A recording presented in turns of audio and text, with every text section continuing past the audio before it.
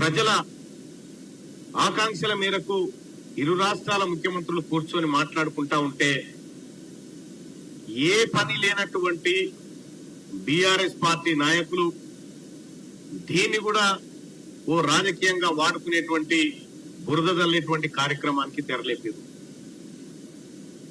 గత 10 ఏళ్ల నుంచి కేసీఆర్ తయారు చేసి పెట్టినటువంటి పెంటంతా కడిగి తెలంగాణను సంపూర్ణ విముక్తి చేసే దిశగా గౌరవ ముఖ్యమంత్రి రేవంత్ రెడ్డి గారు అడుగులు వేస్తా ఉంటే ఇవాళ కాంగ్రెస్ పార్టీ ప్రభుత్వం ముందుకు పోతా ఉంటే మరి కేసీఆర్ గారికి ఆయన పరివారానికి మనసున పడతలేదు.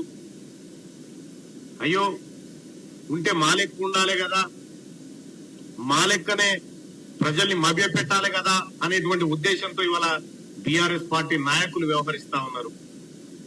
10 ఏళ్ల కాలంలో మీరు జగన్మోహన్ రెడ్డి గారు కేవలం మీ స్వార్థ రాజకీయాల కోసం తప్ప దేనికోసమన్నా ప్రగతి భవన్ లో మీరు వాడుకున్నారా?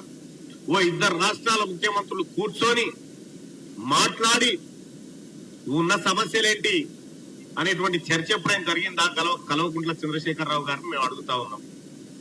ఏ ఒక్క రోజు కూడా ఈ ఇరు రాష్ట్రాల ప్రయోజనాలను కాంక్షించినటువంటి కల్వకుంట్ల చంద్రశేఖరరావు ఆయన పార్టీ ఇవాళ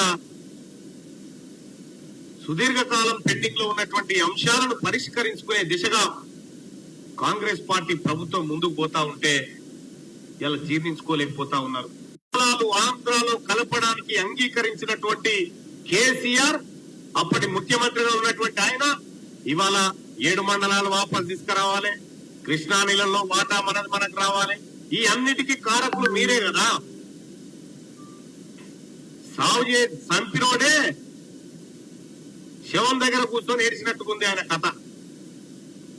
ఇవాళ ఏపీతోని సత్సంబంధాలు దెబ్బతిని తెలంగాణ రాష్ట్ర ప్రజలకు ఏపీ ప్రజలకు మధ్య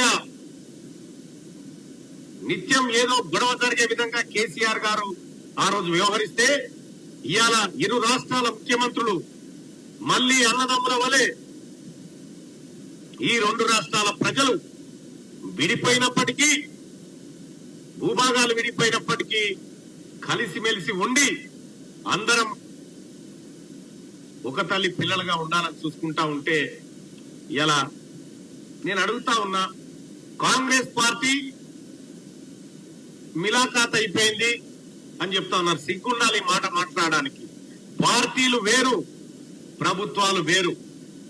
కాంగ్రెస్ పార్టీ ప్రభుత్వం తెలంగాణ ప్రజల ఆకాంక్షల మేరకు పనిచేస్తుంది, తెలంగాణ ప్రయోజనాల కోసం పనిచేస్తుంది. కానీ కేసీఆర్ గారు మీరు ముఖ్యమంత్రిగా ఉన్నటువంటి సందర్భంలో నీవిచ్చినటువంటి కాంట్రాక్టులు, నువ్వు చేసి పెట్టినటువంటి దోపిడంతా ఆంధ్ర నుంచి మనకు రావాల్సిన వాటాలు అడగడం వదిలేసి ఇక్కడున్న సంపద అక్కడ దోచిపెట్టినటువంటి మీరు ఇవాళ కాంగ్రెస్ పార్టీ నిబద్ధత గురించి, కాంగ్రెస్ పార్టీ పాలన గురించి మాట్లాడడం సిగ్గుచేటు.